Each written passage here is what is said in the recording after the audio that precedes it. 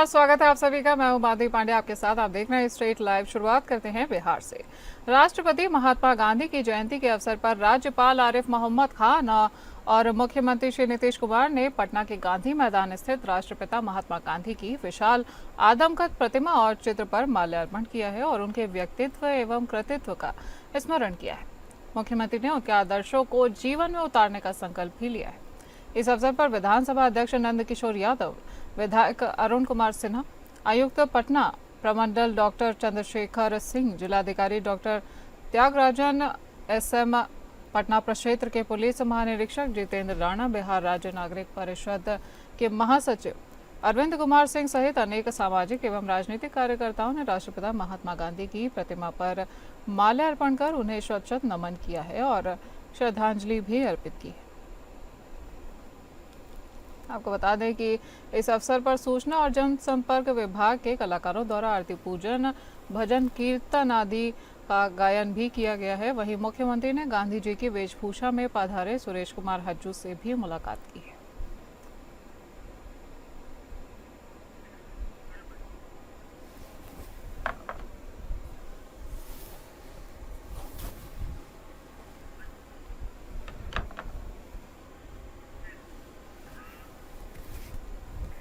भारत के पूर्व प्रधानमंत्री भारत रत्न स्वर्गीय लाल बहादुर शास्त्री जी की जयंती पूरे हर्षोल्लास के साथ में मनाई गई है तथा उनकी जीवनी से प्रेरणा लेकर राष्ट्रीय एकता को मजबूत बनाने का संकल्प लिया गया है। पटना के शास्त्री नगर पार्क में राजकीय जयंती समारोह का आयोजन किया गया है। इस अवसर पर राज्यपाल आरिफ मोहम्मद खान और मुख्यमंत्री नीतीश कुमार ने शास्त्री नगर पार्क में स्थापित स्वर्गीय लाल बहादुर शास्त्री जी की प्रतिमा पर माल्यार्पण कर उन्हें श्रद्धांजलि अर्पित की है। इस अवसर पर सूचना और जनसंपर्क विभाग के कलाकारों द्वारा आरती पूजन, बिहार गीत और देशभक्ति के गीतों का गायन भी किया गया है।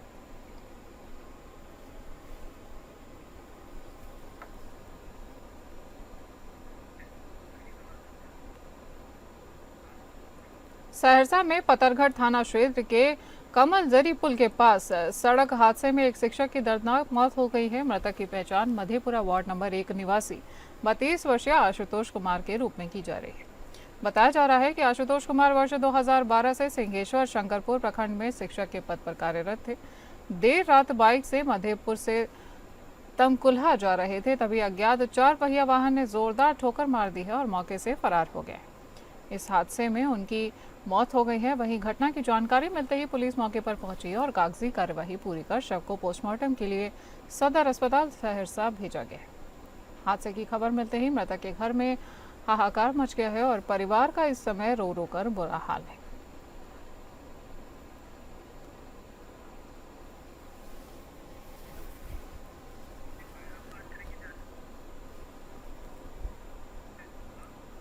बात करेंगे झारखंड की। राष्ट्रपिता महात्मा गांधी की जयंती के अवसर पर आज झारखंड के राज्यपाल संतोष कुमार गंगवार, मुख्यमंत्री हेमंत सोरेन और विधायक कल्पना सोरेन ने रांची के मोरहाबादी स्थित बापू वाटिका में राष्ट्रपिता महात्मा गांधी की प्रतिमा पर माल्यार्पण कर उन्हें श्रद्धा सुमन अर्पित किए हैं। इस दौरान मुख्यमंत्री हेमंत सोरेन ने कहा कि महात्मा गांधी के विचार, उनकी अहिंसा एवं सत्य की राह पर चलने की प्रेरणा आज भी पूरे देश और विश्व के लिए मार्गदर्शक है। आपको बता दें कि उन्होंने ये भी कहा कि ऐसे महान विभूतियों के आदर्श और त्याग ही हैं जिनकी वजह से आज भारत एक सशक्त और गौरवशाली लोकतंत्र के रूप में दुनिया के सामने खड़ा है।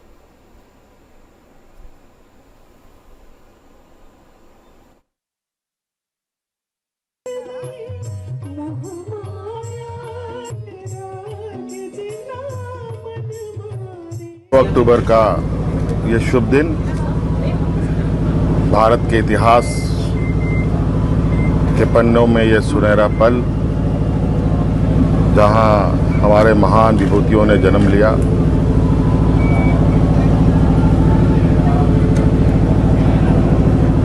हर साल की तरह इस बार भी गांधी जी के चरणों पर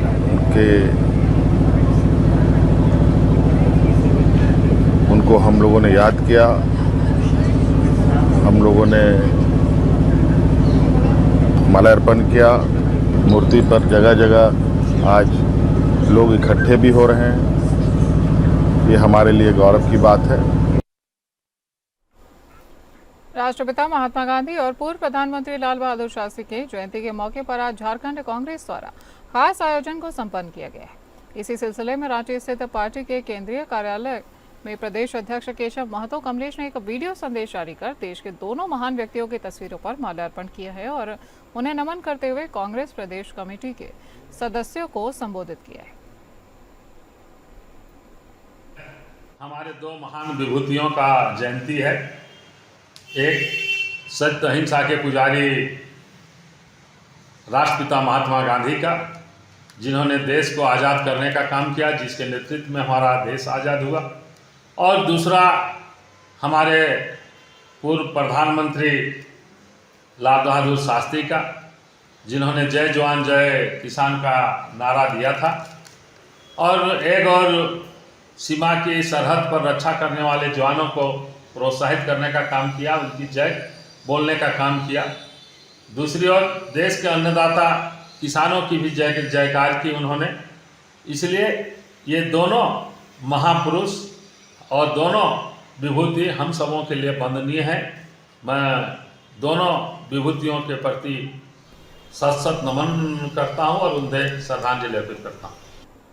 रांची के रेलवे स्टेशन दुर्गा पूजा समिति में इस वर्ष दुर्गा पूजा के आखिरी दिन तक आकर्षक लेजर शो ने दर्शकों और श्रद्धालुओं का मन मोह लिया है, जिसे देखने के लिए रांची वासियों की भीड़ पूरे नवरात्र में वहां पर रात भर उमड़ती रही। और इस दौरान राजस्थान के प्रसिद्ध तिरुपति बालाजी मंदिर के प्रारूप के ऊपर लेजर शो के जरिए भगवान हनुमान और कई देवी देवताओं के अवतार को विशाल रूप में दिखाया गया है।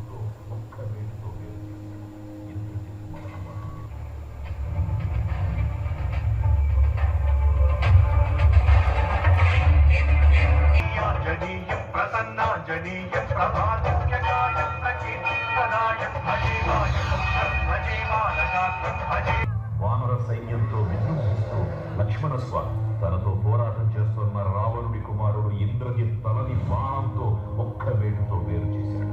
ఇంద్రజిత్ మరణం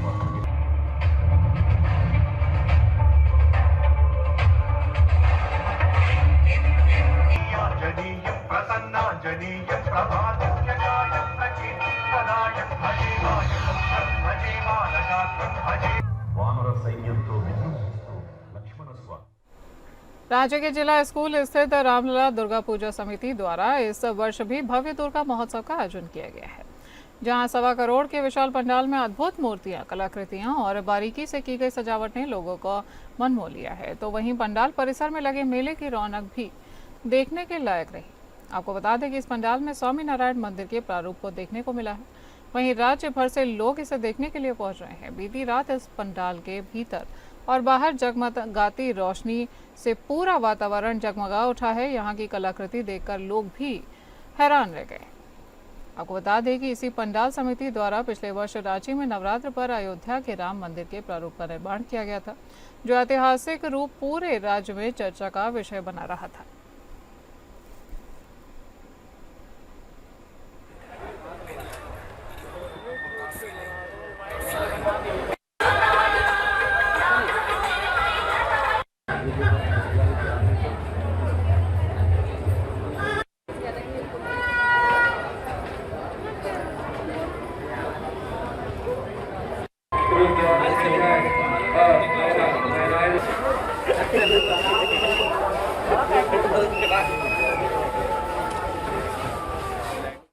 बात करेंगे महाराष्ट्र की। स्वयं सेवक संघ की 100वीं वर्षगांठ के अवसर पर हर वर्ष की भांति इस वर्ष भी राष्ट्रीय स्वयं सेवक संघ धूले और पिपलनेर शहर द्वारा विजयदशमी के अवसर पर संघोष पथ संचलन का आयोजन किया गया है, जिसके बाद आज सुबह राष्ट्रीय स्वयं सेवक संघ की ओर से छत्रपति शिवाजी महाराज मार्ग के पास एक सभा का आयोजन किया गया है।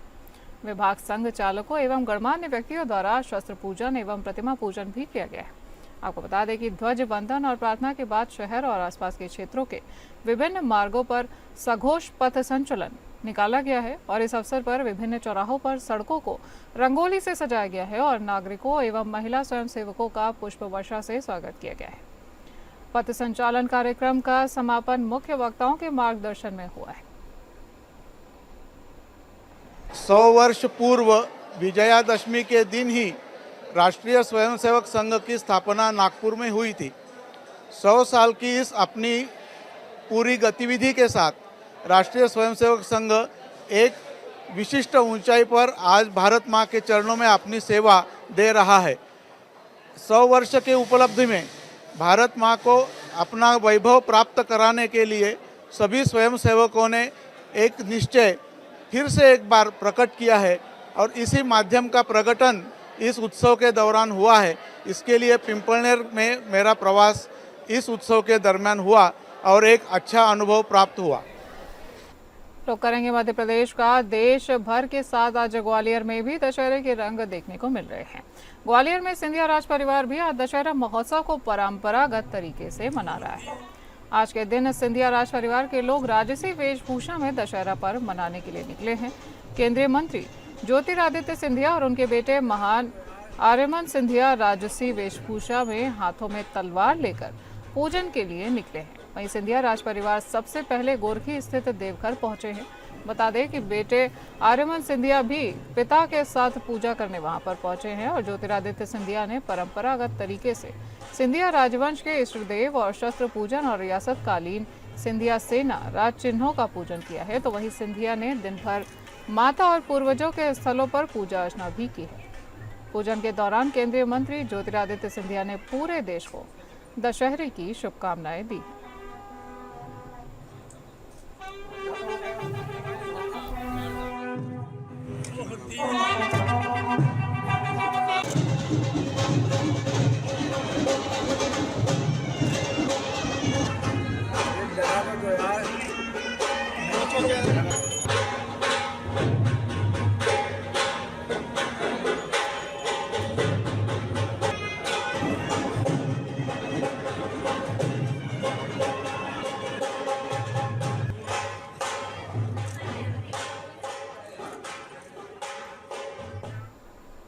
दशहरा के अवसर पर ग्वालियर में महारानी लक्ष्मीबाई की समाधि स्थल पर तोप चलाई गई है।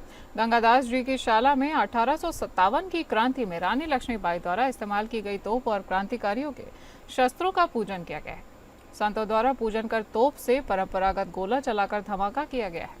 वहीं शस्त्र पूजन के दौरान महिलाओं ने भी अपने शस्त्रों को समाधि स्थल पर लाकर विधि विधान से और मंत्रोच्चारण के साथ शस्त्रों का पूजन किया है।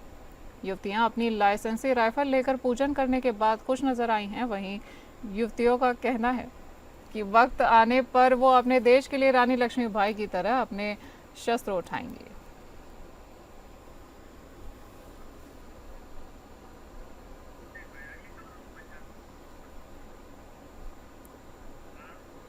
रुख करेंगे पंजाब का। सुल्तानपुर लोधी क्षेत्र व्यास नदी से बुरी तरह प्रभावित हुआ है और काली बेन नदी के तूफान के कारण कई इलाकों में बाढ़ से भारी तबाही देखने को मिली है। यहां स्वरूपवाल गांव के पास के इलाके में हजारों एकड़ फसलें भी बर्बाद हो चुकी हैं। केंद्रीय राज्य मंत्री रवनीत सिंह बिट्टू इन प्रभावित किसानों का हालचाल जानने के लिए विशेष रूप से पहुंचे हैं, जिन्होंने किसानों की समस्याओं को सुना है और उन्हें हर संभव मदद देने का आश्वासन भी दिया है। इसी बीच रवनीत सिंह बिट्टू ने कहा कि मुख्यमंत्री अभी तक केंद्र सरकार को ये बताने में विफल रहे हैं कि पंजाब में आखिर कितना नुकसान हुआ है। उन्होंने कहा कि भारतीय जनता पार्टी जमीनी स्तर पर पहुंचकर बड़े पैमाने पर लोगों तक राहत सामग्री पहुंचा रही है। पीएम मोदी इस मुश्किल की घड़ी में किसानों के साथ में खड़े हैं। बात करेंगे छत्तीसगढ़ की। छत्तीसगढ़ के मुख्यमंत्री विष्णुदेव साय ने कहा कि वृद्धजन हमारे मार्गदर्शक और अमूल्य संस्कृति के वाहक हैं। वृद्धजनों की देखभाल सरकार और समाज दोनों की साझी जिम्मेदारी है। केंद्र और राज्य सरकार वरिष्ठ नागरिकों के पेंशन, स्वास्थ्य, सामाजिक सुरक्षा और सम्मानपूर्वक जीवन के लिए समर्पित योजनाओं को लगातार मजबूत बना रही है। मुख्यमंत्री राजधानी रायपुर के इंदिरा गांधी कृषि विश्वविद्यालय परिसर में स्थित कृषि मंडपम में अंतर्राष्ट्रीय वृद्धजन दिवस के राज्य स्तरीय आयोजन को मुख्य अतिथि के रूप में संबोधित कर रहे थे। मुख्यमंत्री ने कार्यक्रम में वृद्धजनों को शॉल और श्रीफल भेंट कर सम्मानित किया है और इस मौके पर उन्होंने बुजुर्गों की विशेष देखभाल के लिए राज्य में सियानगुड़ी प्रदेश के 4 बड़े शहरों रायपुर, बिलासपुर, कोरबा और दुर्ग में पब्लिक प्राइवेट पार्टनरशिप मॉडल पर सर्व सुविधा युक्त वृद्धाश्रम बनाने और दिव्यांग जनों के सहायक उपकरणों के रिपेयरिंग के लिए राजधानी रायपुर में सर्विस सेंटर बनाने की घोषणा की है।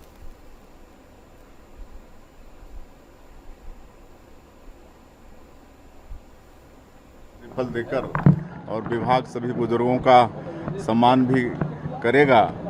और सरकार तो विभिन्न योजना चला ही रही है, निराश्रित पेंशन से लेकर लोन की व्यवस्था ये सब। लेकिन आज इस अवसर पर 3 घोषणाएं भी हुई हैं सरकार की तरफ से। एक तो सियान गुड़ी, इसका गठन मतलब निर्माण करेंगे। सियान गुड़ी का मतलब सियान मतलब बुजुर्ग, छत्तीसगढ़ी में उनको सियान बोलते हैं, और गुड़ी मतलब वो घर। तो आश्रम टाइप का खोलेंगे ताकि ज़रूरतमंद हमारे जो बुजुर्ग हैं उनका वहाँ पर देखभाल हो सके। और उसी तरह से जो प्रदेश के जो बड़े शहर हैं रायपुर, बिलासपुर, कोरबा और दुर्ग, वहाँ पर सर्व सुविधायुक्त वृद्धाश्रम का भी निर्माण करेंगे ताकि ज़रूरतमंद हमारे जो वृद्धजन हैं उनको घर जैसा वहाँ पर मतलब लगे। रायपुर प्रदेश कांग्रेस अध्यक्ष दीपक बैज ने पत्रकार वार्ता को संबोधित करते हुए कहा कि बीरनपुर मामले में सीबीआई ने विशेष अदालत में अपनी चार्जशीट दाखिल कर दी है। खबरों में सीबीआई की चार्जशीट के तथ्य भी सार्वजनिक किए गए हैं। सीबीआई ने चार्जशीट में घटना का विस्तृत विवरण दिया है। उनकी विवेचना में स्पष्ट हुआ है कि ये घटनाक्रम 2 बच्चों के झगड़ों से शुरू होकर 2 परिवारों तक पहुंच गई है और बाद में ये 2 समुदायों का झगड़ा बन चुका है। सीबीआई ने अपनी जांच में ये भी पाया है कि इस घटना में कोई राजनीतिक षड्यंत्र नहीं था। ये एक मामूली झगड़ा था जिसने खूनी रूप ले लिया था। सीबीआई जांच के बिंदु भाजपा सरकार ने तय किए थे। यदि जांच के बिंदु में घटना के बाद राजनीतिक षड्यंत्र होता तो भाजपा बेनकाब हो जाती। प्रदेश कांग्रेस अध्यक्ष दीपक बैज ने कहा कि बीरनपुर मामले में सीबीआई की चार्जशीट से साफ हो गया है कि उस समय भाजपा ने तत्कालीन कांग्रेस सरकार और कांग्रेस पार्टी पर जो आरोप लगाया था वो झूठा था। यह आरोप भाजपा के चुनावी लाभ लेने के उद्देश्य से की गई राजनीतिक साजिश थी।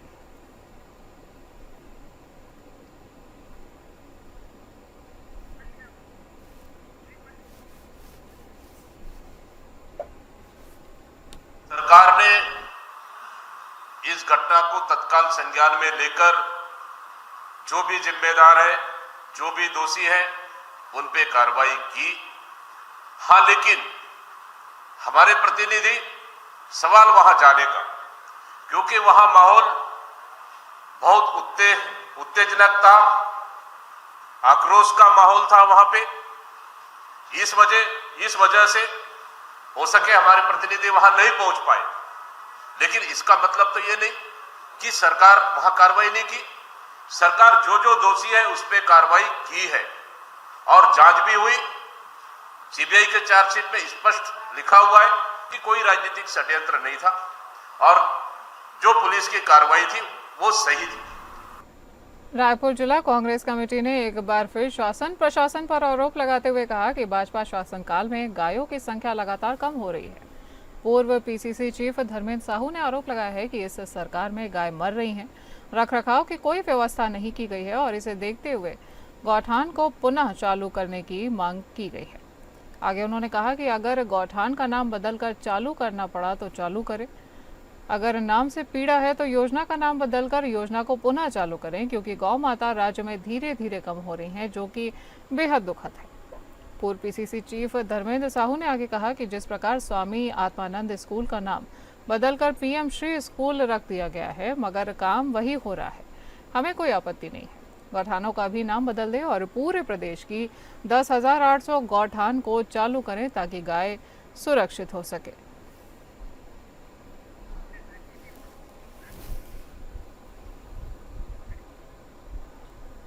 उप मुख्यमंत्री एवं बस्तर जिला प्रभारी मंत्री विजय शर्मा ने केंद्रीय गृह मंत्री अमित शाह के आगामी 4 अक्टूबर को होने वाले बस्तर प्रवास कार्यक्रम की तैयारियों का स्थलीय निरीक्षण किया है।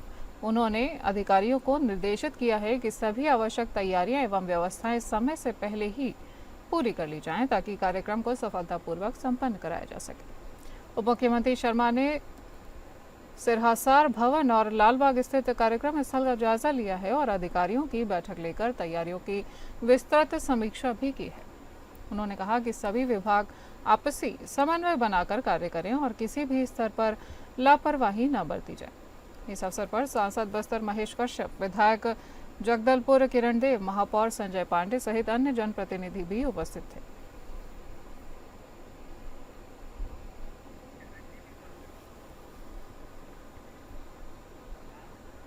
खैरागढ़ जिले के अंतर्गत आने वाले गांव ठेलकाडीह में मां दुर्गा एवं दशहरा उत्सव समिति के तत्वाधान में प्रथम वर्ष भव्य दशहरा उत्सव का आयोजन किया गया है और इस ऐतिहासिक प्रथम आयोजन के मुख्य अतिथि स्कूल शिक्षा मंत्री गजेंद्र यादव रहे हैं।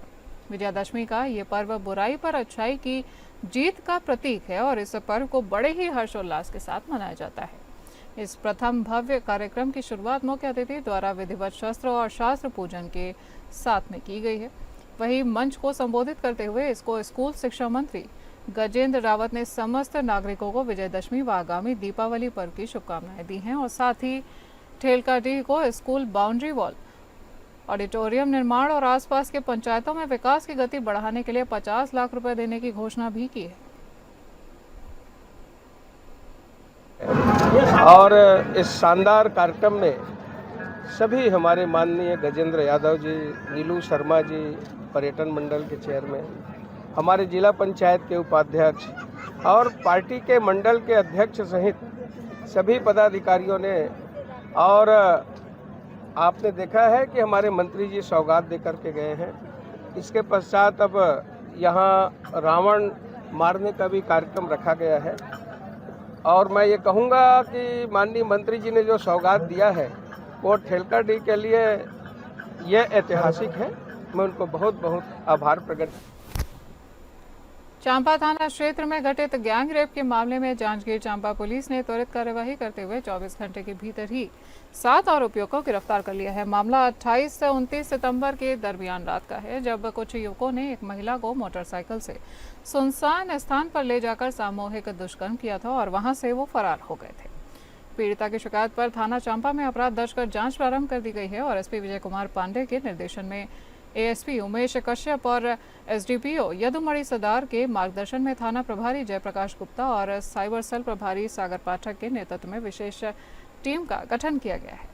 टीम ने इलाके में सीसीटीवी फुटेज का गहन विश्लेषण कर आरोपियों की पहचान की है और तत्परता दिखाते हुए 7 आरोपियों को गिरफ्तार कर लिया है। थाना में एक महिला ने रिपोर्ट दर्ज कराई है कि 28-29 की दरमियानी रात करीब 1:30 से 2 बजे के आसपास में 3 मोटरसाइकिल में 7 युवक ने उसे महिला को बिठाकर ले जाकर एक सुनसान जगह में अनाचार किया है और आरोपी अज्ञात थे। इस मामले में पुलिस ने अपराध दर्ज करके उसकी पतासाजी के लिए लगी हुई थी और पुलिस अधीक्षक महोदय के मार्गदर्शन में साइबर सेल की टीम और चांपा थाना की टीम, इन्होंने संभावित जो घटना स्थल है आसपास में सीसीटीवी कैमरे खंगाले और उनकी आरोपियों की पहचान हुई। इस मामले में पीड़िता ने भी आरोपियों की पहचान की है और कुल टोटल 7 आरोपी जिन्हों को पूछताछ के दौरान में ये जानकारी प्राप्त हुई कि ये सांस्कृतिक कार्यक्रम देखकर लौट रहे थे। इसी दरम्यान में महिला को अकेली पाकर उनके साथ में सुनसान में ले जाकर अनाचार किए हैं और इनकी शिनाख्ती भी हो चुकी है और पुलिस ने इस मामले में सामूहिक अनाचार के मामले में 7 आरोपियों की गिरफ्तार करके जुडिशियल रिमांड पर भेज रही है। स्टेट लाइव आज के लिए इतना ही। नमस्कार।